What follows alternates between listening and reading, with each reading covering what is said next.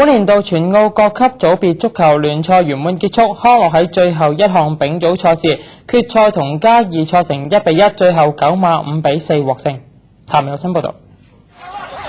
黃色衫嘅嘉義喺開波初段先有一次嘅黃金機會，可惜就被門將擋出。調轉頭康樂嘅李永野禁區被對方踢跌，究竟球證睇唔到還是真係冇事？大家自行判斷下啦。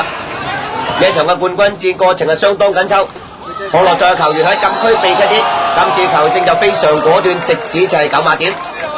可惜負責操刀嘅伍兆恒又唔生性啦，呢腳嘅射門被門將捉到路撲出。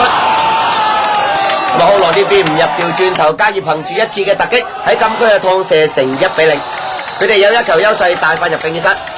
但換邊後好短時間，康樂就憑住一次嘅反擊，由張偉喺門前第一時間造射追成平手。有時間兩隊再冇入球，結果需要互射9碼嚟決定勝負㗎。前4輪大家射術相當了得，全部入晒網。第5輪咁啊，嘉義嘅射門被門將就係吳佳榮撲出。咁嚟到負責操刀隊長嘅譚凱傑一抽入網，結果康樂9碼球以5比4擊敗咗嘉義，贏得今屆嘅丙組聯賽冠軍。佢哋將會聯同亞軍嘅嘉義同埋第3名嘅消化理界一齊升上乙組。澳門電視台記者譚友新報道。